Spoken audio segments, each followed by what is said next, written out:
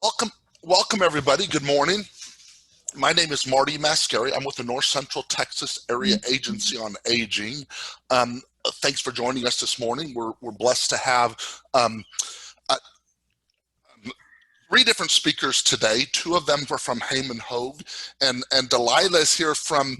And I'm going to ask you to introduce your company, DeLila. It's on here in just a minute, but go ahead. Tell us what company you're with.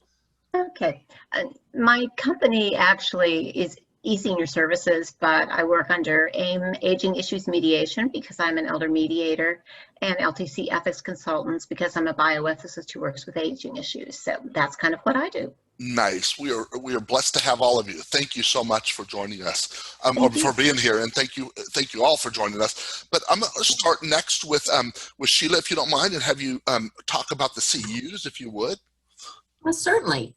Welcome all of you from all over the world. We're so glad to have you here today. And this is truly, when I advertised this on Facebook, I did say that it was a powerhouse of speakers, and it is, because you've got three very knowledgeable speakers on this topic. And Marty and I came up with this topic idea because it's happening so much.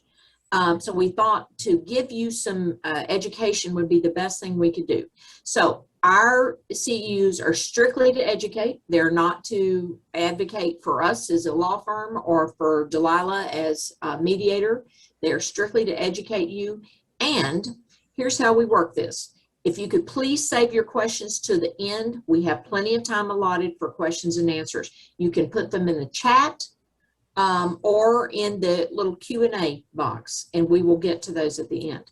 Now, after this is over, Marty will send you a follow-up, and when he does, it's going to have a sign-in sheet and an eval form. If you will fill those out and send those back to me, then I will be more than happy to send you your certificate. It's just that simple, and we're so thankful that you're here, and it's our goal to help and educate you so that you can help others. Thank you.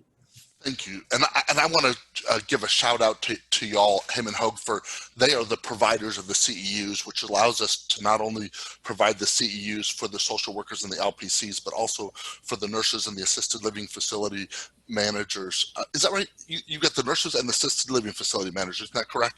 And thank you all so much, because that's incredibly helpful.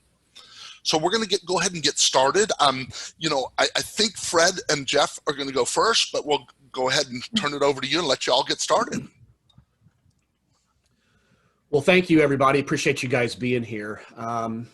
So I want you to close your eyes. Imagine yourself, you're sitting in your living room, and you get up and, well, you're sitting in your living room with your wife, and your wife gets up.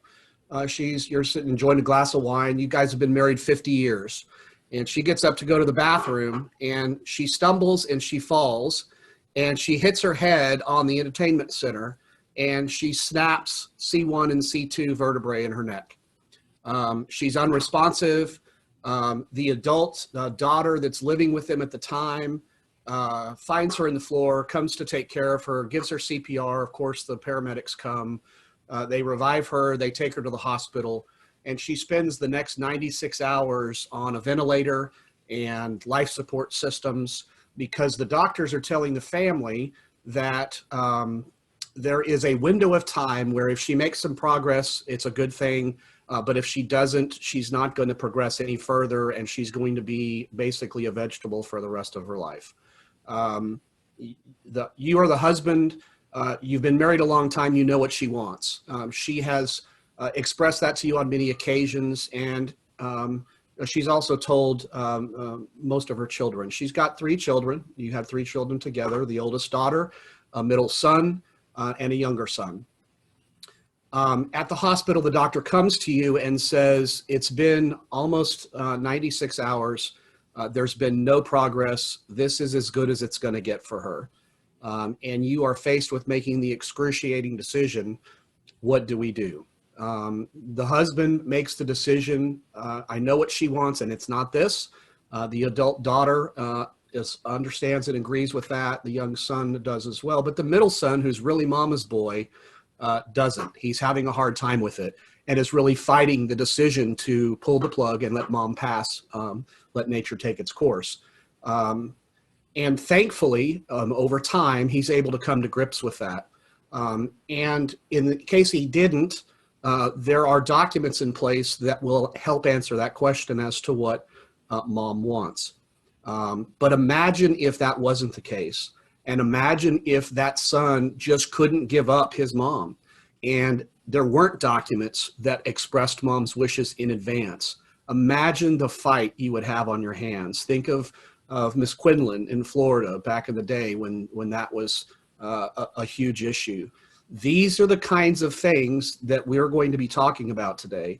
The reasons why they come up, the reasons why they happen, ways to avoid them. But as you can imagine, those kinds of things, end of life matters, guardianship matters, where you're trying to figure out how to take care of mom and dad, probate matters after mom or dad pass, and you have now siblings that are at each other's throats about the money, and are manifesting long-standing conflicts and issues between them. Those are the kinds of things that we're going to be talking about today. And hopefully we'll be able to give you some really good information, not only as why they happen, but what we can do as professionals and as family members to help minimize those kinds of things. So Marty, if you can advance us in the slides, let's start with number 5, if you can. What causes family fights? Actually, you can skip to number 6, Marty, if you can. Hello, Marty. Well, I'm going to let Marty will get there. I'll let him catch up. One of the things that we see as a genesis point or a reason why these things come up is addictions.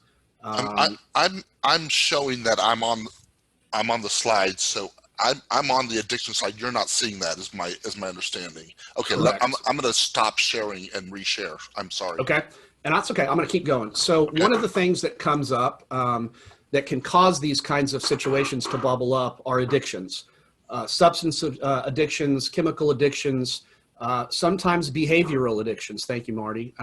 Things like gambling, eating disorders, eating addictions, spending, shopping addictions, all kinds of things can come up that can be a trigger. Next slide, you'll see that there's mental illness problems that can happen. Anxiety disorders, panic disorders, phobias, depression. I'm dealing with a couple of situations right now that are the result of bipolar disorder. All of those kinds of things can be reasons why these things come up as well. If you'll go to the next one.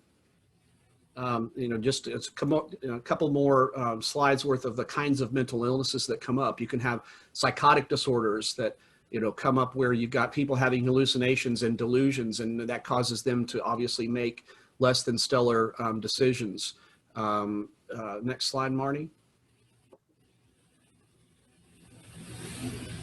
Some people just can't control their urges or impulses and do things that could be harmful to themselves or others, and these can be the causes of issues that then turn into family fights.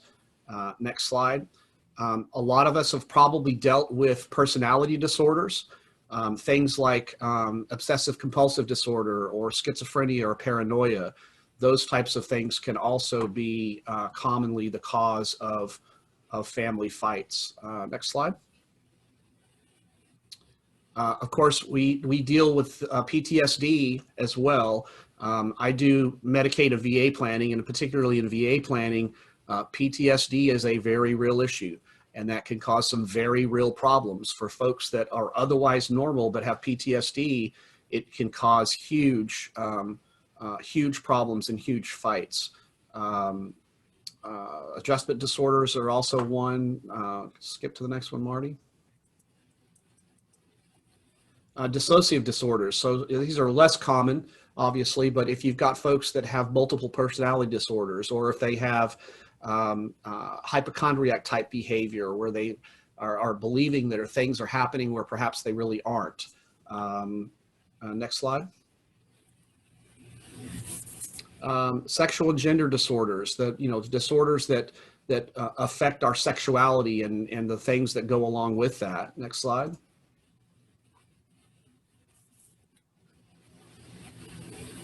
And then, you know, psychosomatic disorders, somatoform disorders, where folks experiencing physical symptoms of an illness or pain with excessive or disproportionate levels of distress. You know, even when doctors can't find anything going on, this is something that can come up commonly as well. And then things like TIC disorders, Tourette's syndrome. So, you know, another issue, next slide, Marty, that can come up is when you've got neurological disease processes like dementia. On the next slide, you'll see that Alzheimer's disease can play a part in that, where you've got, you know, structural degradation over time.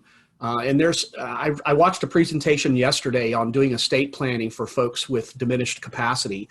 And I was very surprised to hear one of my fellow practitioners say that there are actually over 70 different types of disease processes that are technically under the dementia umbrella. It's amazing how many different things are classified as dementia, but really have their genesis in some specific disease process. And I honestly walked away from that webinar thinking to myself, I wonder if I have dementia, because there's just so many things that can cause that process and manifest itself as part of that process. Well, if I can add, Jeff, that a lot of times, you know, we joke about, do I have dementia? But I've heard professionals say that as we age, we all have a dementia at some level. And I'm caring for my 89-year-old mother at this time, and she is actually very sharp for an 89-year-old lady. But when she went through surgery not too long ago, the anesthesia triggered some dementia that she had apparently, and it made her go from perfectly normal to psychotic, and a completely different woman, a different person, a different mindset. It was scary as anything. And the doctors explained to me at that time that because our bodies age and because we have levels of dementia, certain triggers can make it extremely bad. Most of us have heard of UTIs and urinary tract infections, how they trigger things like that. But there's a lot of other triggers that trigger these things where somebody is normal one day and all of a sudden they're not acting normal, and there we go, a family fight starts because we've got somebody acting out of the ordinary. Exactly. Marty, if you'll move it to the next slide. So you've got all kinds of physical and psychological issues that can cause problems, but this is a big one. Blended families, we see this causing more problems than almost anything else we deal with. And it's very common. I mean, the statistics have been for a long time that, you know, it's a coin's flip as to whether you're going to end up married or divorced after a certain period of time. And as a result of that, there are a ton of blended families out there. And that can be a huge source of discord and controversy in a family. For example, one spouse that feels, you know, their children are being treated unequally. The children don't feel they're being treated equally. The biological parent, you know, outside of a blended family is causing problems. You got sibling rivalries. You know, sometimes you have children that suffer from identity or confusion about really kind of who they are and what their place in the world is. Next slide, Marty. Blended families can create huge legal and financial difficulties. Relationships with the ex-spouses can be sometimes strained at best. Many times you have a lack of acceptance between the two factions in the family. You know, the children of one marriage versus the children of the other marriage. You know, the whole Brady Bunch concept can be a significant source of stressors and reasons why problems come up. And I just can't tell you how much we see this being a major, major problem. Next slide, Marty. This is just kind of a generic catch-all because, you know, it doesn't matter what faith you are. We are not who we should be from a faith standpoint. We are all broken, sinful people, and we have broken, sinful behaviors and attitudes. And the reality is that, you know, this is going to sound crass, but for the most part, we suck. And that fact is going to create a lot of problems. It's going to create conflict and dysfunction. It's going to create, stress when we get in fights and start yelling at each other and saying things that we, in hindsight, know we shouldn't have said. Those kinds of things, unfortunately, are things that we can't change, but there's no question that is a significant source of potential issues. Next slide, Marty. Care decisions. My scenario that I started out with is a perfect vignette of the kinds of problems that can come up when we're talking about care decisions. And it manifests itself in a lot of ways. So for example, you can have a situation where the family members aren't helping, but they think they have a right to a say-so. And conversely, you have the people that are doing the work that feel like the others don't think that anybody else should have a say-so because I'm the one that's living this, not you. Fred, I know that you're dealing with your mother's situation, and that's a very real thing where you've got the person who's taking care of the family member, feels put upon sometimes. Sometimes they feel like they're being second guessed, and that creates big problems. The other thing that sometimes comes up is this notion that the caregivers are on an island. It's not so much that people are trying to butt into what you're doing. It's that they're not doing anything. They're not providing any help. They're not providing any physical help, financial help, emotional support. And that can be a source of a lot of hurt feelings and a lot of ultimate family disputes. Marty, flip to the next one if you would. What happens a lot of times with this is that dynamic, that dysfunctional dynamic spills over into the care decisions that are being made for the loved one, and it erupts in fights. I am in the process of resolving just a fight just like that, where the daughter was taking care of mom, significant care needs. She was the power of attorney, but the brother was the backup power of attorney. The brother wasn't doing anything, but the brother wanted to tell her what she should be doing, to the point that when she wasn't doing what he said he thought she should be doing, he tried twice to get a guardianship, which the court said wasn't necessary because she wasn't that. There were supports and services that were available that eliminated the need to go that far with a guardianship. And then when he didn't get his way that way, he actually filed a lawsuit against her to have her removed as the power of attorney. And so we got to spend thousands of dollars fighting over that, only to come to the point where we were when we started, which was she remains the POA. She's still taking care of her mom, and she's probably still going to do it without brother's help. And hopefully we've put together a structure that will minimize the fights over those things going forward. But, so who's going to make the best care decisions? Fights about how or who's going to pay for it. That brings up a lot of stress when you've got a situation where mom or dad hasn't saved as much as we all probably don't save as much as we should for care later on in life. And then that creates stress on how are we going to pay for all of the things that mom and dad need. Next slide, Marty. And then, this end of life decision issue. These are very, very stressful times. These are some of the most important decisions you will ever be faced with making when you get that. It's overwhelming. It's incredibly emotional.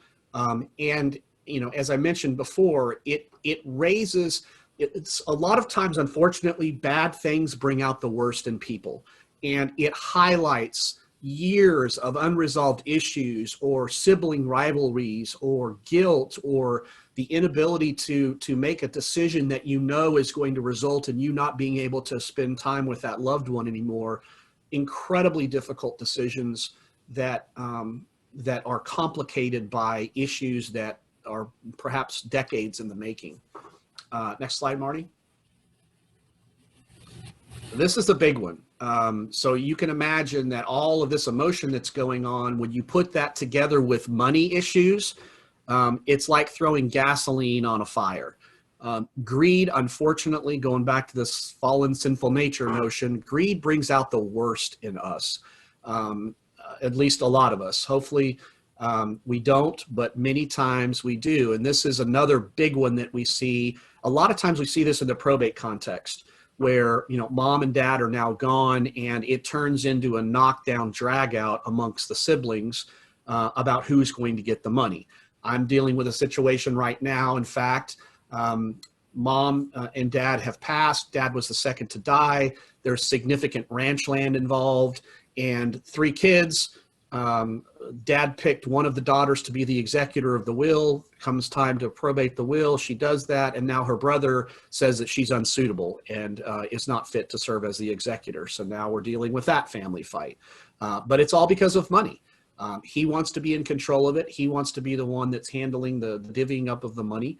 And he wants to try to maximize the amount that he's getting. And that is the biggest problem in this case. Next slide, Marty. Hurt feelings, and I'll just kind of speed through the next couple of slides real quickly. I mean, clearly, if you've got something that happened to you a number of years ago, maybe dad sent, big brother to Harvard and would only send you to the local community college because you didn't, feel like he didn't feel like you deserved it or weren't going to work hard enough, whatever it is. There's all kinds of things that happen, and it could be something that happened 30 years ago. It could be something that happened 3 days ago. It really doesn't matter. Hurt feelings are hurt feelings, and these kinds of things can really, really create a lot of problems. Next slide, Marty. So unfortunately, you see this commonly where, people talk about families. That's just the way we are, right? It's not really a very good excuse for bad behavior, but a lot of times people say, well, that's just the way we deal with each other. Well, this is the family dynamic. This is how we deal with each other on a regular basis, whether it's good or it's bad. Those things permeate from generation to generation. Kids are smart. They see things, they hear things, they learn things. And those things continue generationally. So you may not be aware that these things are happening, but they are. And these pervasive patterns of interaction, it's like a waterfall in a river that, the water comes down and it just keeps flowing from generation to generation. Hopefully we can figure them out and eliminate some of them, but it's a very real pattern. Next slide, Marty. So, family dynamics, context causes, parents' relationship, the family members aren't together. Maybe they're, in a mixed relationship, blended family relationship where there's been a recent divorce and now there's a new person in the mix. A number of children in the family. I mean, I've known families that have, God bless them, had, dozen kids. You can think a movie about that, but it makes, the more people you have in the family, when you go from playing man-to-man defense to playing zone defense with your kids, that's a lot of stress. You have people that can be abusive and neglectful. Maybe you have abandoned children. Maybe you have, going back to our addiction conversation, maybe you have family members that are addicted or suffering from mental health disorders. I know in my family, I've had that issue. Maybe there's trauma that somebody in the family has experienced. Maybe there's not the kind of family values that we would all aspire to that create dysfunctional dynamics. Next slide, Marty. The culture and belief system, who you are as a family, how you treat each other a lot of times has a lot to do with what your culture is and what your belief system is. And that can change. I mean, you may have a part of your family that has a certain belief system and another part of your family that doesn't. You may have people in your family that are faithful and you may have people in your family that aren't. That can create issues. And more and more we see this, and this is sometimes a cultural thing. Multiple generations living in the same household. If you've got, a young kid and grandma's living with you and she's 91 years old and, she's gotten a little bit crotchety in her old age, she's probably not going to like a 5-year-old running around knocking stuff over and, being loud and stressing her out. Those kinds of things, because of the situation, maybe you can't avoid it. It creates a dynamic that, again, creates patterns of interaction that are not always as good as they could be. So that's a lot of information. I've glossed over some of it. You'll see it in the slides when you get it, but that's what we're dealing with. That is the context that we're talking about all of these issues in. So now that we kind of understand why it happens and how it happens, let's talk a little bit, Fred, about strategies to avoid or reduce, or hopefully in some cases prevent these kinds of family fights.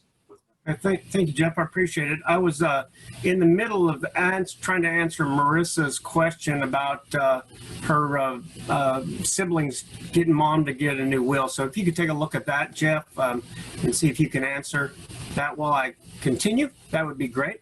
For those of you all who have never met me, my name is Fred Haiman. I'm one of the founding partners of Haiman+Hogue, and who you just heard from was Jeff Crouch. He's one of our senior attorneys who handles a lot of our litigation dealing with these matters, plus Medicaid and VA. So we have a lot of experience in this. I've been practicing law 23 years now, and Jeff's been practicing even longer than I have. About 13 of my years have been in this area. The first, I was a trial lawyer for about 10 years, and then after I almost died myself in 2007 and went through a near-death experience, a traumatic event, I switched my practice over to elder law and estate planning, and this is all I do now. And I do this because it hit home so hard when I went through it that I want to help people make sure that this doesn't happen. And when I went through my near-death experience, I didn't have the problems of a family fight, fortunately, but I did cause problems for my family because I did not have my ducks in a row, my documents in place that I needed to have. Can you advance the slide, Marty, for me? So what we're going to talk about for the next few minutes is really close to my heart. I mean, this is something that means a lot to me because I see it over and over and over again. And almost every single family fight that I dealt with, I used to do a lot of litigation dealing with fights over probate matters and fights over guardianship matters. And almost always these fights were because the person either didn't have documents in place that said what they wanted, or they had outdated documents, or they had inadequate online type documents, or they had things that were just not good. So what we're going to talk about now is it is so important that people take the time and be willing to spend the money to do the right things to put in place, because this is probably the biggest reducer of a family fight than anything else that we'll talk about. Next slide, Marty. And that is really putting together your estate planning, what people often know of as your estate planning documents. Now, I'll be honest, I don't like the term estate planning because people think, well, I have to have an estate to have a plan. And I don't even know what that means, and most people don't even know what that means either. What does it mean to have an estate? Well, the reality is we all have an estate, some just bigger than others. My 19-year-old daughter going to the University of Alabama, still living on daddy's support, she has an estate. It's not very big, but she still has something. For one, she has a nice checking account that she's saved over $3,000 with because she's been working and trying to save up her money. And what would happen with that $3,000 if something happened to her? So every single person over the age of 18 has to have these documents. Now, it's not a one-size-fits-all. So the documents that we do out of our office, I don't have people come into my office and say, okay, I'm going to do documents for you, and I'm going to do the same documents for you that I did for the last person that came in and the next person that came in. All these documents need to be tailor-made to the people that they're being done for. My 19-year-old daughter doesn't need the same thing as I need. I don't need the same thing as somebody that's worth $100 million. So you have different documents for the people that we work for, and they're tailored for that. But the basics of those documents fall into two categories: the living documents and the death documents. Everybody needs living documents, and those are the documents that allow somebody to take care of me if I get injured or ill or disabled or incapacitated or something happens to me where I can't care for myself. And that's so important, because if I haven't put these documents in place and said, these are the people that get to make decisions for me and nobody else, then what happens? I open the door for a family fight. I open the door for people to say things about what happens. I'm going to get a little personal right now. Jeff touched on it. I touched on it. I'm taking care of my 89-year-old mom. Of course, I have all her documents in place. She has named me to take care of everything because I am not trying to pat myself on the back, but I'm the only responsible person in our family. So I take care of all her finances, I take care of all her medical decisions, and at the same time, I listen to my sister, who lives up near Paris, Texas, call every once in a while because she has to tell me everything that I'm doing wrong and what I should be doing. And luckily, I have a strong enough personality to say, you have no authority and shut up, because if you want to get involved, then you get down here and you start helping with mom. Otherwise, mom has appointed me and I'm in charge of everything. And if you don't like my decisions, that's just too bad. And that's the great thing about having documents in place, is it gives me that authority. I can make these decisions and not have to worry about what other family members like or don't like. I can seek out advice, and I do. I talk to my other attorneys. I talk to caregivers that I work with. I talk to a lot of people on how do I do things, but I don't have to fight with my family because there's no fight. My mom has appointed me to do this. And she does that through these documents on the screen: the financial power of attorney, the medical power of attorney, the medical directive, the HIPAA form, the declaration of guardian, and the declaration of representative for remains. So these documents we want to do while we're well, while we're healthy, so that we name people to take care of ours. My personal experience, when I got sick and almost died, and I was totally incapacitated for about 37 days the first time. I ended up having to have my colon removed because I had ulcerative colitis. When they did, they messed up the operation and my intestines ruptured, and I was in critical condition for 10 days. I almost died, and I was in the hospital the first time 37 days. That 37 days, I'm totally incapacitated. I had none of these documents, and one of the problems my wife had was paying the electric bill, because the electric company wouldn't talk to her because the bill was in my name and she wasn't on the bill, and she didn't have my power of attorney authority to talk, even though it was her electric bill because it's our house. The simplest things become absolute nightmares when you don't have these things in place, and it opens it up for families to fight about things. Next slide, please, Marty. So there's a lot of misconceptions about these documents, though, and a lot of them entail people that just their lack of knowledge about them. Estate planning is probably one of those areas that people don't know a whole lot about, and when we don't know a lot about something, we tend to avoid it. We don't.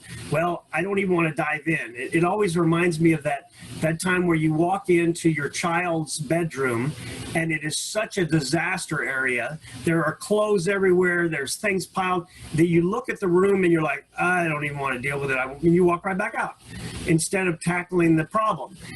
Estate planning is kind of the same thing. I don't understand it, so I'm going to avoid it rather than get into it. And one of the misconceptions about estate planning is when you can do these documents.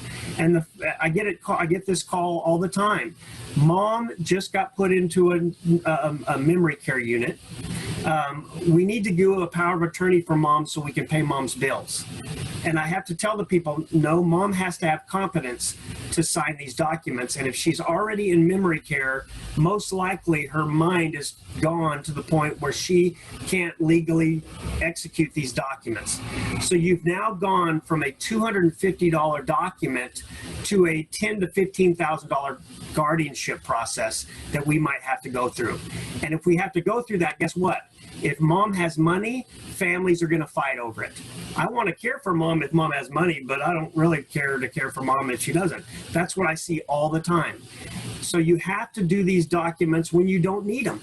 You have to put them in place before you actually need them.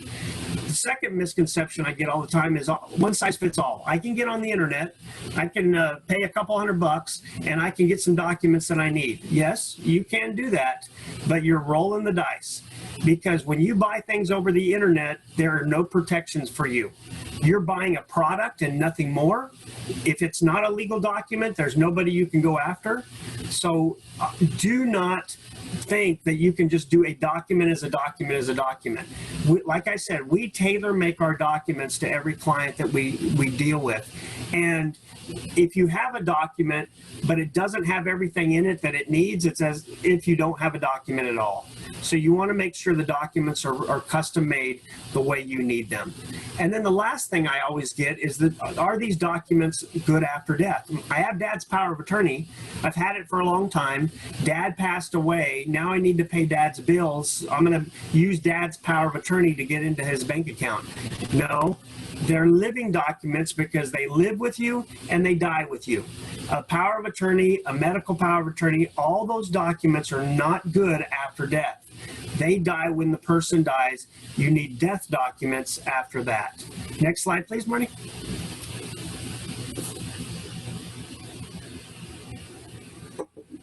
So potential problems that we have with them all the time is, are they current? And this is another misconception. People think, I put these documents in place, they're the 10 commandments, I chisel them in stone, I only have to do them once and I'm done. No, you don't. Because the one constant in life is change. Documents change and your life changes. So you have to keep your documents current. We recommend that our clients come to us and review their documents every 3 to 5 years.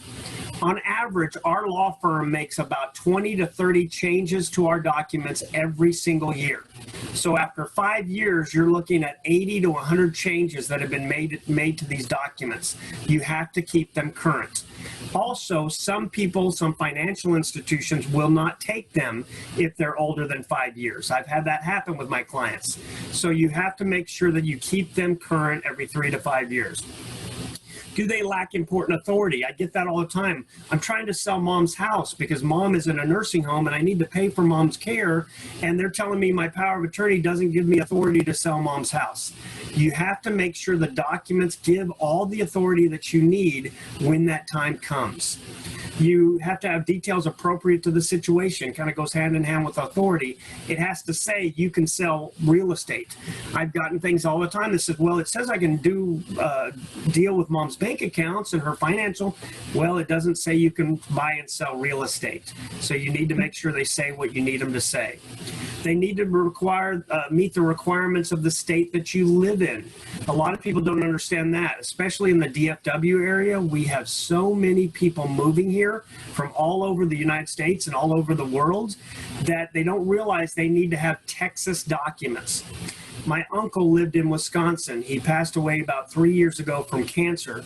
When he was diagnosed, I went up to Wisconsin to see him. And the first question, of course, I asked him were, do you have your documents? Of course he didn't. And I said, well, we need to get those done. He says, well, can you do them for me? I said, no, sir, I do not do Wisconsin documents. I am a Texas attorney, but I'll get you a Wisconsin attorney. So I got him one. We drafted the documents. Out of courtesy, the Wisconsin attorney sent me the documents to look at, and I called him and I said, well, I'm going to have to trust you because your documents look nothing like our documents, and they don't even have the same stuff in it that Texas documents have. So every state is unique and every state is different, and every state has to have its own stuff. So you have to have documents from the state you reside in. And they can't be ambiguous. If it's unclear, they're not going to take it. So if there's any question about what it says, they're not going to take it. Is it legally effective? Has it been signed properly? Has it been notarized? Has it been witnessed? Has it ever been revoked? Or is it valid or invalid? Those are all things that come into play when looking at these documents. So as you can see, there's so much that goes into it. You need a professional help you put this in place. Next slide, please, Marty. So then let's go now to the death document. Once the person passes away, we switch from the living documents to, do they have any death documents in place? Do they have a last will and testament? And guess what? For those of you all out there who don't have a last will and testament, you do have a last will and testament. It was written by the state you live in. The states have a thing in place for you if you don't have something for yourself. And I guarantee you're not going to like it. How many in here, and if I had people raise their hand, I'd say, how many can tell me that they trust the government with their lives? I don't think I'd see one hand go up, because none of us, we know our government's messed up and our government does dumb things, and I don't want to rely on my government to decide what's best for me, my assets, and my family. The greatest thing about a last will and testament is I'm writing the law for my family. I get to put things in place that chooses who gets my money and my assets, who's responsible for doing that, who has the authority to handle my estate when I pass away. I can name a guardian of minor children if I want to in that will. I don't recommend it. We could get into that later, but you can do that. You can include a testamentary trust, meaning I want, after I die, a trust to be put in place for my kids or whatever the case may be. You can disinherit people. That's common. Almost everybody has this person in the family that is a problem. I have people all the time saying, hey, I hate to do this, but I haven't talked to my son in 20 years and I don't want to give him anything. You can do that within a will. If you don't do a will, that person's going to inherit whether you like it or not. You can make donations to charities and churches and places that you want. You get to choose rather than the government choosing. Next slide, please, Marnie. Even better than a will, and this is what my firm does more than anything else, is trust work. A trust is not a trust is not a trust. So we tailor make trust to every family that we do. And trusts are the greatest things going, in my opinion. Not because that's what I do for a living, but I do it because I truly believe they are one of the best things to prevent a family fight. And why? Because they do two big things. They keep the government out of your life. They keep the courts out of your life. A living trust does not have to go through the probate process. It does not have to be dragged through the courts after the person passes away. What is the bad thing about a courtroom is once a courtroom door is open, anybody can come in. All the problems, all the troublemakers, all the people that are grabbing for money can march right in. It costs them little to nothing to get involved, and they can attack a will or they can attack an estate. A living trust prevents that. The only difference between having a living trust and not having a living trust is how you hold your money. So I always tell people a living trust is like me building a treasure chest for the family. Instead of me holding everything in my hands, I hold my house and my assets in my hands. Instead, I build this treasure chest over here, and that treasure chest holds it for me. And the three actors are the trustee, the trustor, and the beneficiary. And the easy way to understand that is a trustor is the person that puts the money in the treasure chest. The trustee manages the money in the treasure chest, and the beneficiary gets the benefit of the money in the treasure chest. And so while I'm alive, my trust is owned by me. I'm the trustor, trustee, and beneficiary. So my life doesn't change one bit. I pay my bills the exact same. I buy and sell things the way I want. I can sell my house. Nothing is affected except the way I'm holding my assets. Next slide, please, Marty.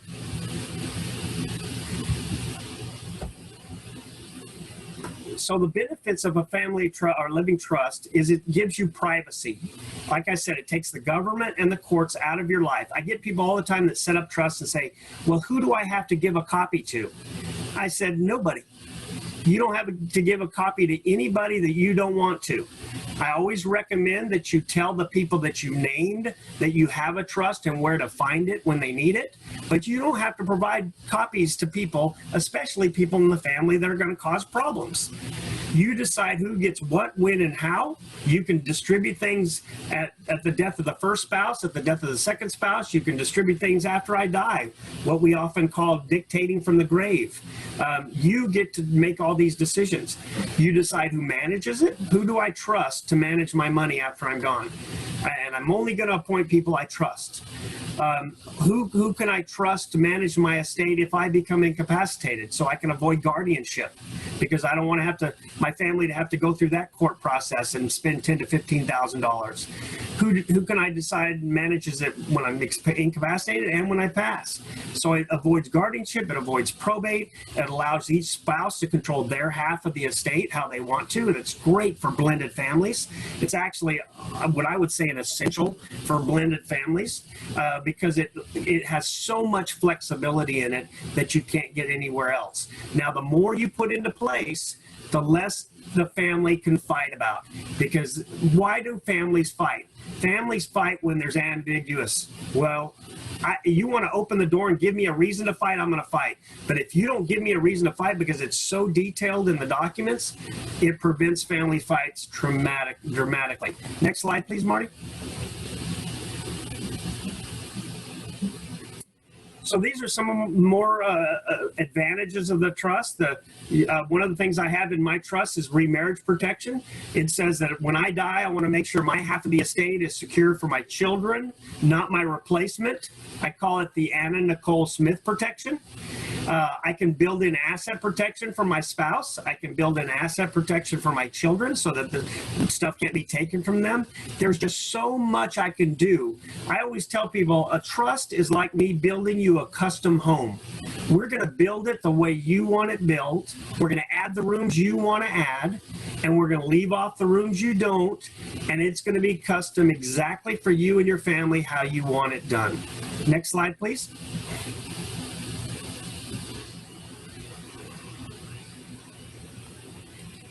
And the last thing on these trusts is we can put in things to handle special needs issues.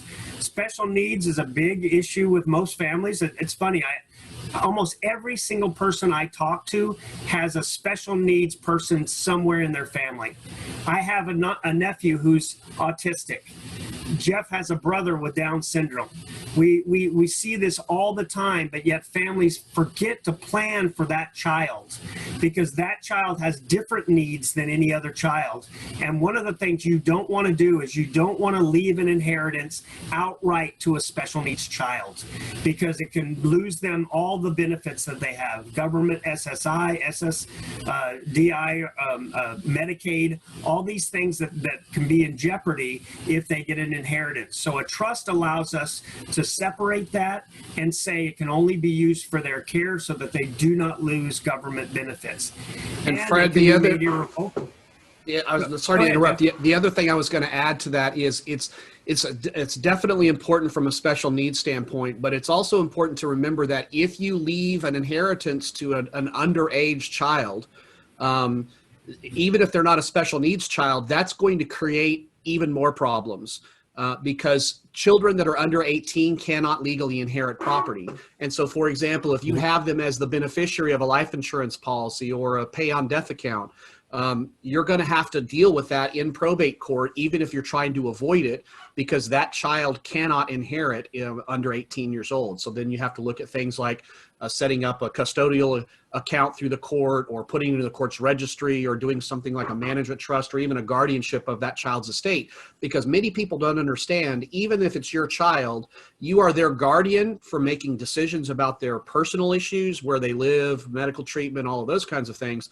But you are not automatically their guardian from an estate standpoint. So if they get money, they can't hold money because they're not of age. You are not automatically entitled to do that as their parent. You would have to go get something in place, guardianship or management trust or something like that, in order to hold those assets for that child until they reach the age of majority. Thank you, Jeff. And I'm going to finish out on a story that brought me to Dallas. I used to practice law in El Paso for many, many years, and I was debating on whether I wanted to move out here. And actually, Jeff was telling me to move out here. Jeff and I are best friends from grade school. We've known each other since we were in middle school. And Jeff kept telling me to come out here, and I kept, well, I don't know. I had a very good practice in El Paso. When all of a sudden I get a phone call from an insurance guy I worked with in El Paso who had sold a $2 million life insurance policy to a man in Frisco, Texas. And he allowed the man to name his 13-year-old son as the beneficiary. The man paid 1 month premium on that life insurance policy and he died. So all of a sudden we have a guy with a $2 million life insurance policy. It's going to a 13-year-old child, and the child's biological mom, because mom and dad were divorced, biological mom was a heroin addict. So they are freaking out, panicked. And I'm on the phone with them trying to explain to them, okay, these are all the things that we need to do, and it's going to be very expensive, and it's going to be time intensive, and it's going to be a fight probably because mom is going to want control of that money. And they said, well, can we hire you? And I said, yes, I can do a long distance, but it's going to cost you more money. And they said, I don't care. We want to hire you. So that case, that terrible, dysfunctional, improper planning case paid for my move to Dallas because I decided handling that case that I was going to move out here and do it. So these are the type of cases that unfortunately make attorneys a lot of money when they shouldn't, because people didn't plan right. They didn't get proper advice and they didn't put things in place right the first time. So that case probably ended up costing them $40,000 in legal fees when it was all said and done, when they could have set up a $5,000 trust easy at that much. And that would have been a good trust to do exactly what they needed to be done. So it always is less expensive to set things up in the first place, not only financially, but it's less expensive anxiety, stress, and all the family fights that go with it. And on that note, I'm going to turn it over to you, DeLila, and let you know how to let people know how to handle this if the fight happens. Very much, Fred. You guys have done a great job. Thank you both of outlining all those family fights that are out there. So you've made my job much easier. It is really, really difficult sometimes to see families in pain, and I can hear that you empathize with your clients and you see how they've gotten things in a mess or what's happened, and you try to help them. But it hurts the attorneys as well just to watch what happens sometimes. Marty, could you go ahead to the next slide, please? Okay. I'm here to talk about what to do when the fight breaks out. Like Jeff and Fred, I was an elder law attorney. You never get to stop, but I don't practice anymore. Years ago, when we moved to Texas, I said, I really want to try to get families before the fight gets that ugly. I'd like to help them a little bit earlier in the process because I dealt with so many families like you do that just were tearing each other apart. So I try to help them a little bit earlier in the process. Sometimes it works. Sometimes I send them on to people like Jeff and Fred. One of the most important things to do once a family starts fighting is to listen. People make a lot of noise. They don't listen well. It really is a learned skill. So we want to encourage people to listen to each other. Okay, next slide, Marty. Okay. Just like we do with family members and small children, it's important to separate the behavior from the person. We may love a sibling or a spouse or a parent, but we don't love the behavior we're seeing at the moment. That doesn't mean we love the person any less, so we need to separate those. And we need to recognize that humans don't always make rational decisions, even when we think we do, because we think we always process everything and think it through carefully. We don't. There's a whole school of behavioral economists, they call themselves, who really work with neuroscience and look at the art of decision making. Most of the decisions we make are almost instinctual. They come from what Daniel Kahneman has called system one thinking. It's that low level, almost automatic response to triggers or a situation that's kind of similar to what we've seen before. And the brain is lazy, and we are going to just take that easy solution whenever we can. So the brain is going to react quickly, make a decision. It's only when we slow down that we really think things through, use our system two thinking, and make those more rational decisions. So people don't always make great decisions, especially when they're stressed. When they're stressed, the amygdala comes into play, starts shooting out all sorts of adrenaline, and we just can't even think. That turns off the higher processing areas of the brain. Okay, next slide, please. If you yourself are in conflict with a family, either as a professional working with them or as a family member, take a deep breath. You have to be calm yourself to calm the people around you. So you always start by taking a deep breath, centering yourself a little bit, listen a little bit harder, because there are a lot of stories out there and people need to be heard. And then help people around you recognize the power of apology and forgiveness. We underrate this sometimes, or we breeze right past it. Okay, next slide. What constitutes a true apology? It's not just, oh, I'm sorry. You need to be sincere. You need to acknowledge hurtful behavior, take responsibility, apologize, pledge not to repeat the behavior, and then most important, really try not to repeat it. If you're sincerely apologetic, you're remorseful for what you've done, you're going to try not to repeat that behavior and hurt someone the second time. Okay, next slide. Promises and forgiveness. And this is really important, and we don't do a good job of this because it goes against human nature. First of all, if we've said we're going to forgive someone, then I will not think or obsess about this anymore. I'm going to let it go. I'm not going to think or obsess about this behavior or this incident. I'm not going to bring it up again. I have forgiven you. I'm not going to bring it up. I'm not going to use it against you. Furthermore, I will not discuss this with others. I'm not going to talk about this with family members. I'm not going to talk about it with my friend from work. I've let it go. I'm not going to discuss it.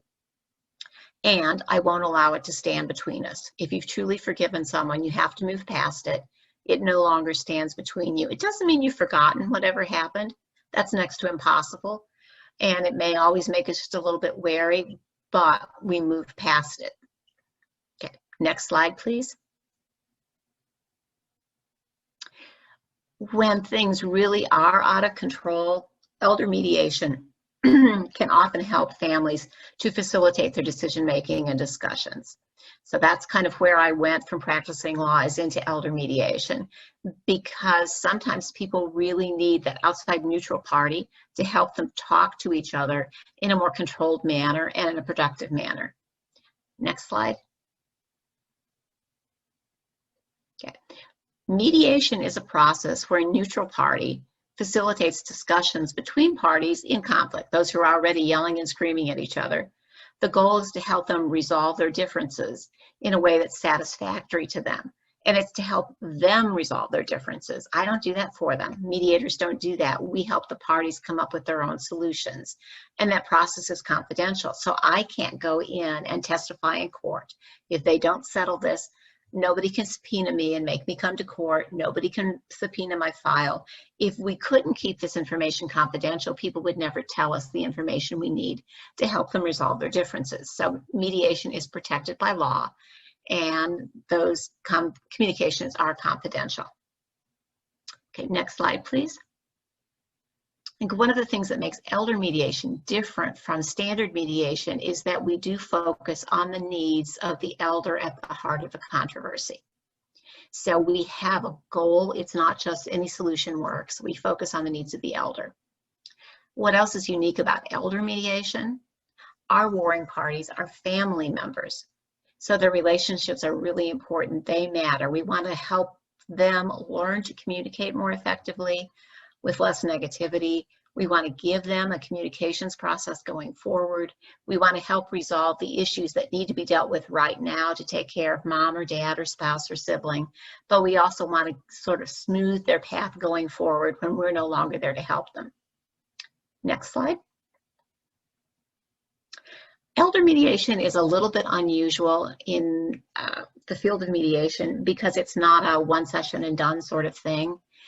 We usually go ahead and talk with family members before we try to bring them all together to gather facts, to figure out who needs to be in the room to make a decision, but also just to ease them into the process to make them comfortable talking to each other because they may be estranged. They may not be speaking to other family members. So it takes a little while to set this all up. But our goal is ultimately to help them learn about their options, identify their issues, find resources they need, and to finalize a plan that will meet the needs of the elder at the heart of the dispute. Next slide. Okay. While litigation can tear a family apart, and you were listening to Fred and Jeff tell you a little bit about some of the ugly cases that they've had to help clients in, it's hard for a family who does a contested guardianship where everyone's going to court and saying, well, my brother isn't qualified to take care of mom because of da-da-da-da-da. He's done this, he's done that. This is what he's like as a person. I just don't trust him. Sister says something else.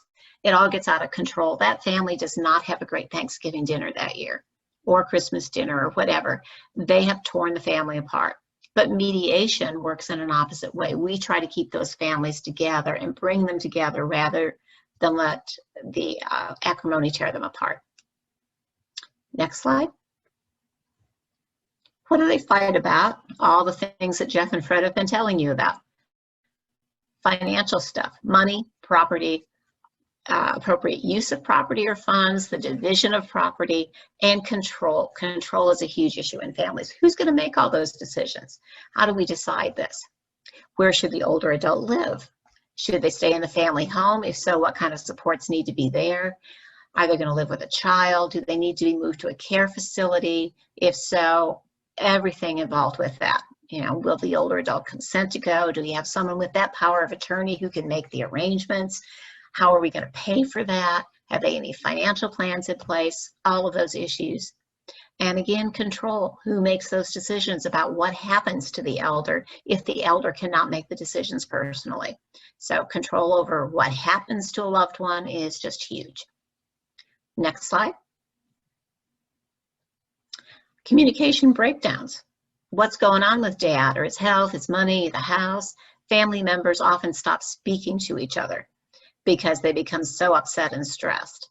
And we're seeing more and more family estrangement. This has become a thing now where adult children will simply stop speaking to a parent. Something has gone on over the years. There's something wrong in the life of the adult child often, and they decide that it's probably the parent's fault. The parent didn't make them happy enough, didn't give them the right start in life, didn't offer them the right resources. Whatever it is, mom and dad are part of the problem, and they simply cut off all contact, which is incredibly hurtful for a parent. So sometimes we have a family member who is estranged, but still needs to be involved in that decision-making process, or at least should not be left out of it entirely. So we try to recreate some channels of communication with an estranged family member. Next slide. Okay, care issues. When we look at care issues, how serious are the needs? Family members often don't know. I like to mediate in the family home when it's safe to do so. It isn't always, but when it is safe to do so, I mediate there because the family members who are not terribly involved in the care need to see the condition of the home, need to see how the elder navigates the home, needs to see what the resources are. So it's good to meet there and really take a look at the needs up close and personal, and that can be a real eye-opener for those out-of-town family members. What are the care options?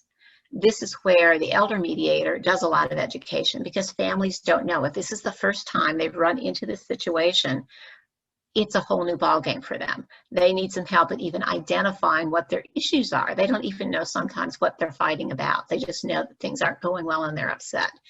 So we need to help them figure out what the issues are, what are the needs, what are the options, and then we have to talk with them about the finances. What, can the older adult afford? This is where Jeff comes in with Medicaid and VA benefits that can be so helpful. How much does the care cost? Who can afford it? Who's going to pay for it? Are the children going to offer some degree of care? And if so, is it more than one child? Are they sharing the responsibility? And will the older adult accept care? The older adult has rights and dignity and deserves our respect. So talking with the older adult to see if a care plan of some sort is acceptable to the adult and if there's any room to compromise a bit there for safety versus autonomy and independence. Okay, next slide. Safety. Is the home safe for the elder? If you have someone who's walking with a walker and bedrooms and bathrooms are upstairs, kitchen and living room is downstairs, we have an issue. That's not a safe situation. Do we have, knicky-knackies and little tables and stuff everywhere and cords running across the floor and throw rugs and someone who's having mobility problems? Again, not safe. Has the neighborhood changed over the years? I mean, truly, is it a safety issue from a neighborhood perspective? Is the house in good condition, or do we have plumbing problems, roof problems, power problems? Is the air conditioning adequate or the furnace okay? And then we have the driving issue, the you will never take away my keys until I'm dead and buried issue. Driving is a form of independence, but as we age, usually our skills deteriorate. And it's important to keep a watch on that. We don't want to remove any form of independence too early, but driving can be dangerous at a certain point, especially for someone with dementia. Even when maybe they can handle the physical aspects, are they going to get lost? Are they going to get turned around? What if their regular road is closed for construction or an accident? Really a safety issue. You see those silver alerts on the highway, those are adults behind a wheel who have gotten lost or adults who have wandered from home, but many of them are in their cars lost, and we don't find them for hundreds of miles, and sometimes they aren't found until it's too late. Okay, next slide, please. Is the caregiver spouse or a child capable of providing the needed care? Often we have 80-year-olds taking care of 90-year-olds and vice versa. Now we have 75, 85-year-old children taking care of 105-year-old mothers. When you're 75, 80, 85, you are not really up to the rigors of providing 24-hour nursing care, and yet this is what we're often asking our families to do. So we're exhausting the caregiver, and many of those will die before the care recipient, just from the stress and the overwork. Can children share responsibilities? Will they do so? And then again, as you guys have mentioned, it's all those unresolved issues. The mom always liked you best, or mom always made you the cookies you liked, or dad never respected me, which comes into play. Or maybe mom or dad weren't great parents. Maybe they were abusive. Maybe there's abuse in the family now, and children don't want to come back in and get involved. It's very, very complicated. The mediator is not a family therapist. All we are there to do is to try to get them on track to solve the current needs. From there, we may well make a referral to therapy, but we're not a therapist. We have to draw those professional boundaries. Okay, next slide. You've talked about blended families, huge, huge issue. I've actually seen the gray divorces, which is the term we're kind of using now for divorce among older adults, which is becoming very common. And sometimes it seems to be children of the separate families who are actually pushing that divorce, especially if either mom or dad gets sick. It's like, well, my mom shouldn't be taking care of your dad now that he's sick. So I'm going to take my mom to my home, or you need to take your dad to your house and take care of him, or put him in a facility. And maybe they don't need to be married anymore because it just complicates the money and the property. So, maybe they should get a divorce. But there's a lot of lack of support, lack of understanding, and an ability to work together among blended families when care issues arise. Dee, can I jump in here real quick on this? You sure can. This is an increasing problem in the senior community when we're talking about divorce. I have several cases right now where one spouse is incapacitated due to dementia, Alzheimer's issues. The other spouse then decides that they're going to move on with their life and they're going to remain married, but not really. They leave it to the kids to take care of mom. They don't ever really get a divorce, but they're living separately. And so it creates this really unfortunate dynamic of they're effectively divorced, but they're not legally divorced. And divorces are coming up more and more in the context of guardianships. So you'll get guardianship of the incapacitated parent, and you'll seek to get them divorced from the other spouse because they're already effectively divorced. And if you keep them together, let's say mom needs Medicaid down the road. If you have an effective but not actual divorce, now you have problems in getting mom qualified for Medicaid because dad's assets still are relevant to that analysis. So it's becoming a bigger problem. No, I agree with you wholeheartedly, Jeff. I'm seeing more of it too. And you've mentioned about they still need to divide assets because they haven't divorced. I've seen families try to divorce and then realize that, okay, well, mom was receiving VA benefits as a spouse, and now she's not eligible because she's divorced. So yeah, it just creates a whole bunch of problems. In these gray divorce situations, ideally, I would like to see if they mediate, family mediator, co-mediate with an elder mediator, because family mediators are not accustomed to looking at all of those benefit issues and care issues. We are, but we don't want to do the nitpicky divorce things. So it's a really good opportunity for collaboration so we don't miss some of those issues. Thanks for explaining that, because it's just becoming sort of the thing of the new century, I think. Next slide, please. Okay, I'm going to skip end-of-life decisions for just a second and go to funeral planning. As Jeff and Fred have told you today, the most important thing you can do to avoid fights is please do your documents. Do all your documents. Spell things out so family knows what's going on and what's expected and who's in charge. Funeral planning is part of that. Pre-planning funerals avoids a lot of fighting. If you aren't going to get that done, pre-plan, prepay, set everything up. In addition to that, or at least instead of that, you need to do the one document that I think was on one of Fred's slides, the appointment of an agent or representative for disposition of the remains. After you die, your body becomes property. It's chattel under the law. So your next of kin owns your body. If that's not the person who's going to be handling your funeral, then you need one of these nice documents that says, this is who's in charge of my funeral. And that's what the designation of agent or representative for disposition of the remains does. It says, this is who's in charge. They can authorize the funeral, they can have me buried or cremated, they can do all of those nice things. Without it, families run into limitations if the next of kin is not handling the funeral. Same thing for partnerships. If you've been living with someone for 50 years, but you are not married, you do not own their body. You cannot open their cemetery plot.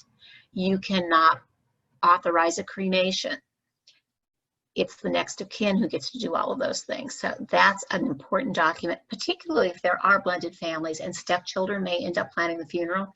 They have no authorization to do that either without a legal document.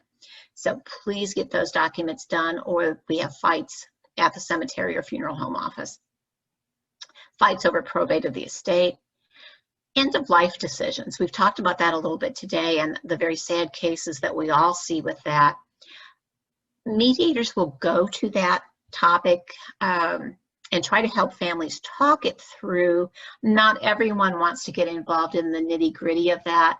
If you do have someone who needs help with actually making those decisions, if they are hospitalized, the hospital should have an ethics committee or a bioethicist on staff or available who will come and work with those families, and they actually do bioethics mediation, which is a very specialized thing. It actually focuses on just making the best decision for the patient rather than standard mediation, but there should be someone there to help if they are outside of the hospital walls. Someone like me can help. I'm a healthcare ethics consultant, which is a new certification. It's like the bar exam for practicing bioethicists. It's a national exam. So there are certified healthcare ethics consultants who can do this in the community and talk with families and actually work with doctors and read the chart and do all of those things. We're medical people.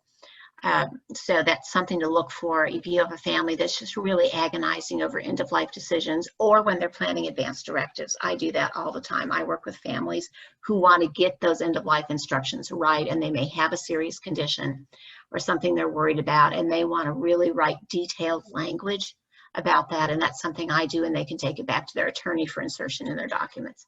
Okay, next slide, please. Abuse or exploitation. If we're talking about elder abuse, financial exploitation, mediators cannot mediate those issues. Those are criminal issues. However, we can mediate the other issues around what's happening. And sometimes when these cases will not be prosecuted or cannot be prosecuted, and family members, as you know, like the elder who's being abused, will often not consent and will not bring charges against the abuser, then we may be able to help in those situations. We may be able to help families agree on how to return funds or make reparations in some way. But we have to warn families at the beginning of every mediation that if we uncover pretty substantial evidence of abuse or exploitation, if the family has not already reported that to Adult Protective Services, then it is our duty to do so. So we need to make that clear and disclose that every time we work with a family. Next slide. And just what's the role of the mediator? To help a family communicate. That's huge, because just getting that started can be 50% of the work, but help them to develop a plan for ongoing communication when they're done with us, We reality test their proposed actions. You know, maybe they say, well, let's give John the family house because he just got divorced and he needs it, but that messes up mom's ability to obtain Medicaid.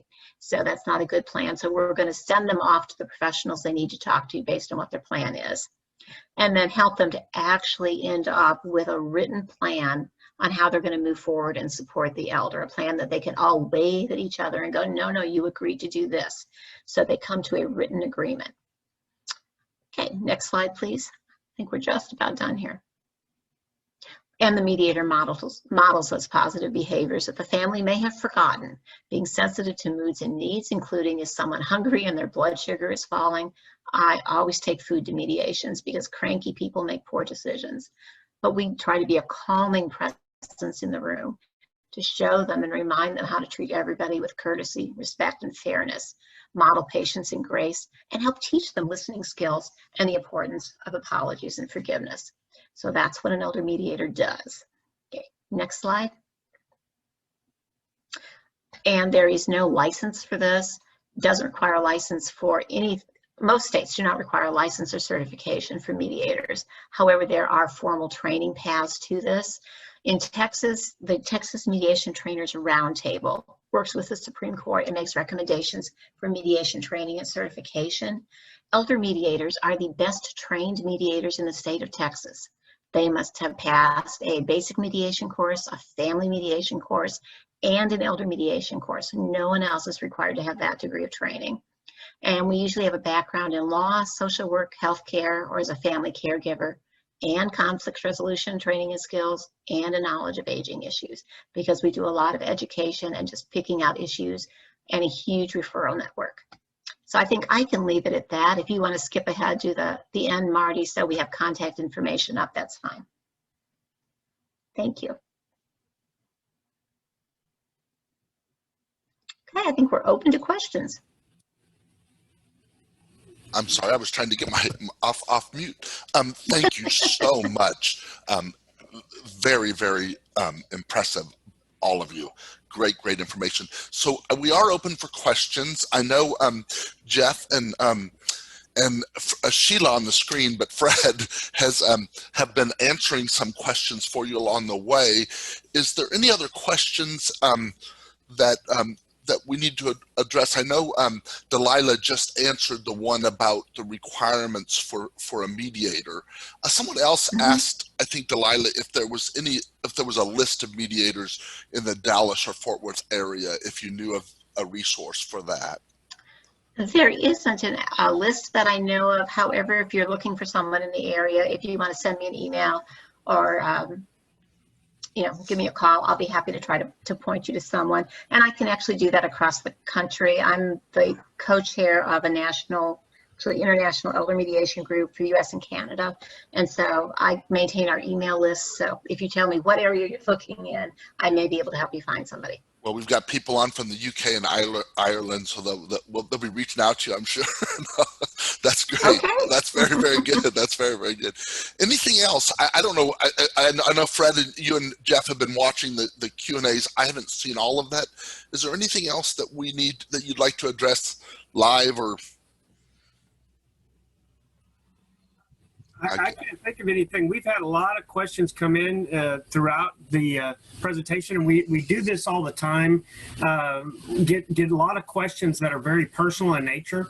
One of the things I really highly recommend is that you reach out to a professional and talk to them.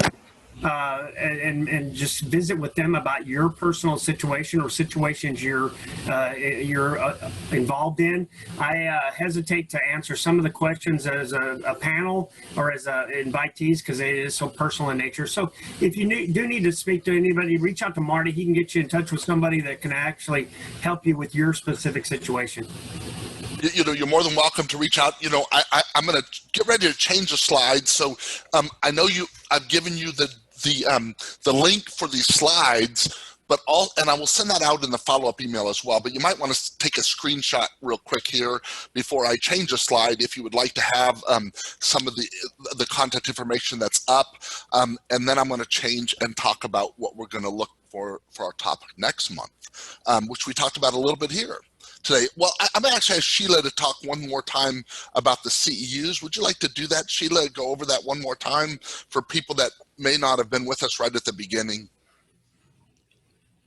You're on mute. There you go. Thank you. Okay. Yes, absolutely. And because it does get confusing, I know. When Marty sends you the follow-up, he is going to, there'll be some 2 forms included that I would need back, return back. One is a sign-in sheet, simple sign-in sheet, which gives your, you know, whether you're a social worker, nurse, LPC, whatever it may be.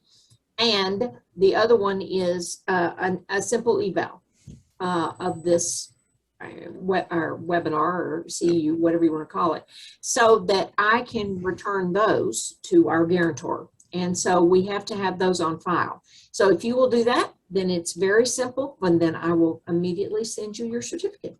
It's just that simple, but it gets confusing if people don't send the forms back.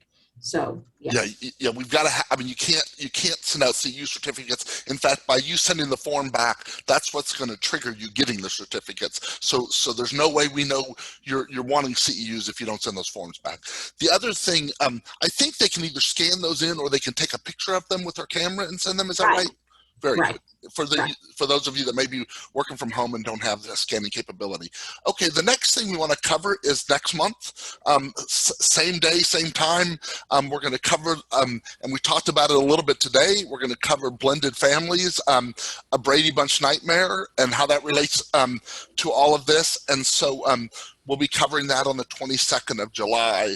And so I hope you all join us for that. Fred, Jeff, DeLila, and Sheila, thank you so very, very much. It was really, really impressive as always, and we certainly appreciate you all. Well, thank you, Marty, for everything that you do for this community. Of course. Thank you, Marty. Someone else brought up something. Oh, I heard about the Architects. Can someone explain if this project?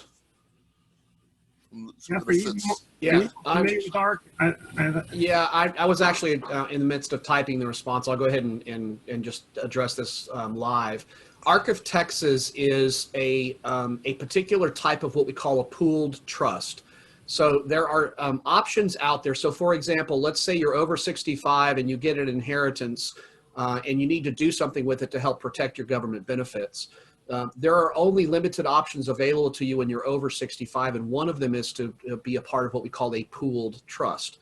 It is a Medicaid-friendly way of putting assets away for yourself and for your benefit, where it doesn't adversely impact your government benefits. Arc of Texas is one of those pooled trusts.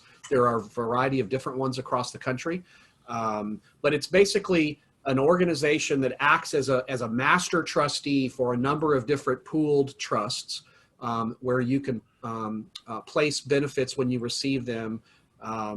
You know, the question refers to if you're afraid of losing benefits due to a large trust. I would question whether there's an opportunity to modify the trust if it doesn't already have provisions in it for special needs. Sometimes we can go back as estate planners and modify or restate trusts to include those kinds of provisions. So that's one option to consider as well. But if the triggering event for the trust distribution has already happened, i.e. a death in most cases, then it's difficult to go back and unring the bell. I will say, however, in response to an earlier question, if you have a situation where you have a special needs person or an underage beneficiary who is set to inherit, this happens a lot in special needs areas, supplemental needs areas, there are things that you can do after the fact to try to ameliorate a situation of losing benefits. So for example, I had a situation recently where husband died, wife was on a Medicaid, the will did not have special needs or supplemental needs provisions in it. And so she was set to inherit everything and kick her off government benefits. So we were able to file a petition with the court, the probate court, to have that will modified to include a supplemental needs provision in it, so that when she receives the distributions from, you know, as a result of the probate of that will, she's receiving them in that newly created supplemental needs trust. So there's lots of things that can be done, you know, after the fact. There are options that do go away once the death happens and the die is cast, so to speak, but there are still things that can be done. So something to consult with a professional about to make sure that whatever needs to be done, if it can be done, gets done. I've just posted in the chat the link to our website where you will find a presentation that was done by Fred on special needs trusts here a few months back. And there's the recording and the slides for that if you're interested in going looking at that. I want to address, Marissa, you know, you're more than welcome to call one of our speakers for any help you need. You know, we can't advocate for one. We're here to educate. You could, you know, it's important that you call an attorney. Like I said, you're more than welcome to call any of our panelists. But we have to be careful that we're giving you education and not referring you to any one place. But thank you. But we do sincerely appreciate all your help, Fred, all your help, Jeff, DeLila, and Sheila. It's a great partnership, and we so appreciate you. And we get, as always, a ton of compliments for this series, and so I'm really grateful to y'all. Thank you so very much. Thank you, everybody. Thank you. God Thank you, bless. guys. Have a wonderful day. Y'all have a great day.